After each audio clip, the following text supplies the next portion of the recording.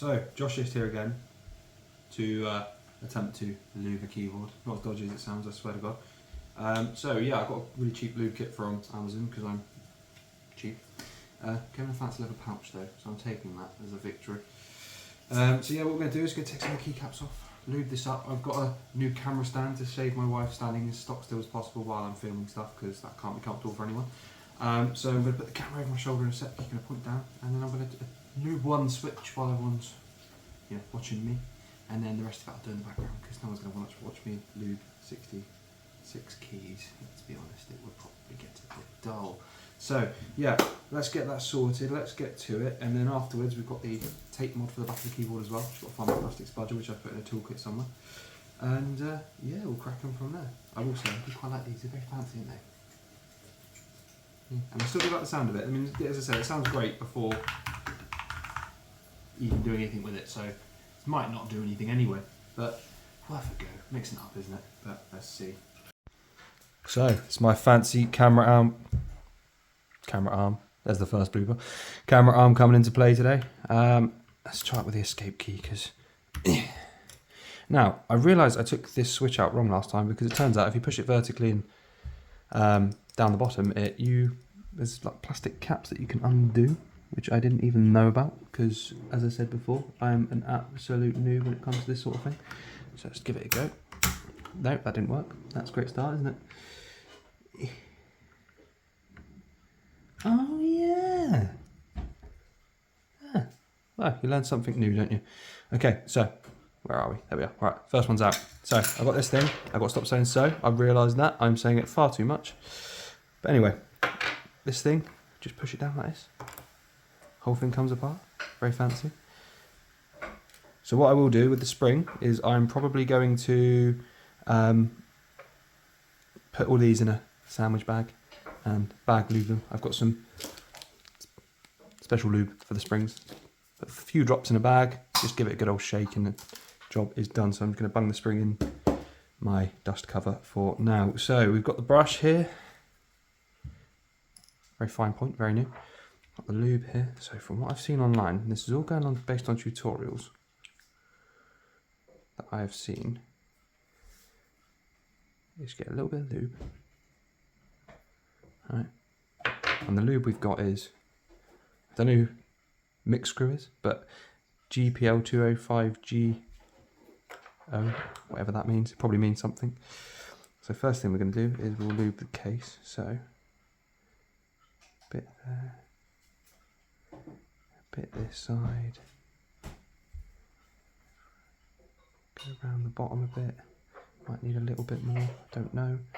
As I said, I'm new to this, so I am winging it. Go around the bottom, tray, get that all in there. Mine's linear switches, so I'm not too bothered about hitting the metal bump, because at the end of the day, I don't need it to go every time I push a switch. So that's the bottom bit done. Top housing, a bit more lube.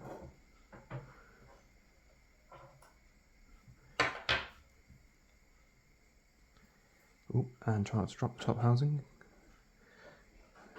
Bit there. Bit this side. Move it forward a bit so you can actually see what I'm doing. That would be helpful, wouldn't it?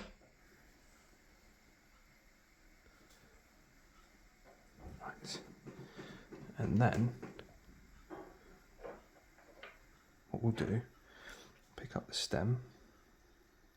Shouldn't use my hands, but hey ho. Pick up the stem, right?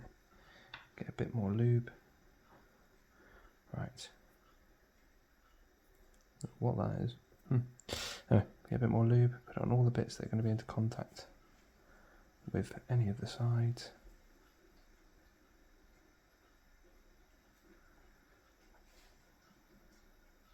Now, this is where I might hit a small snag. So I don't actually, I said I was going to bag lube all the springs, but the one problem I have with that is, well, I've only got one switch out at the moment, just to show you guys kind of the first switch. So I'm going to just do, I think they call it like a donut dip, which is where you just like dip it in to the lube at both ends.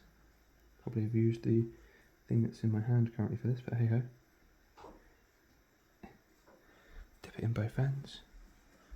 Right, now I've got to pop it back in and try not to get it wrong.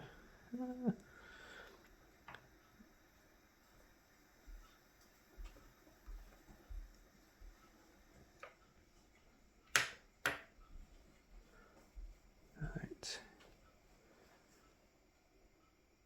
Oh. First switch done. And I've realised I'm probably going to have to refilm all that because I was pointing the camera too high and you couldn't see me actually lubing the bottom case. Oh, very nice. Should we put that back in the case, seeing as the first one's done, see if that sounds any different. Let's give it a go.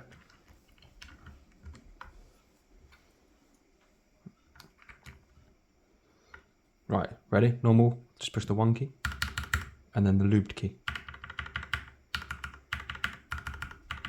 Does, sounds different. I'll take that. That's a victory. Right, now to do the other 65. Wish me luck. So just before I start on the other 65 keys, or my wife replies to me mid-video, think I'm speaking to her. This is what it sounds like beforehand.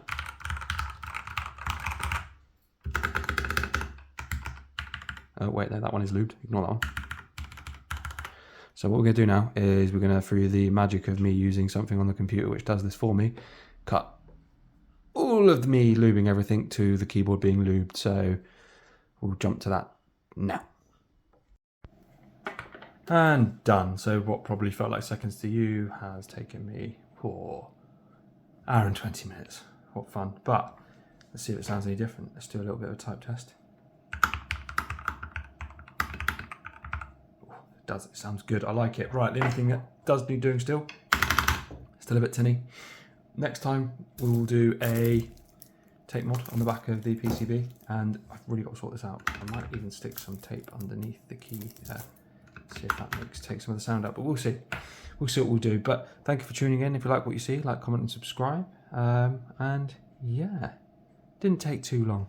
Everyone give it a go if you've got the chance.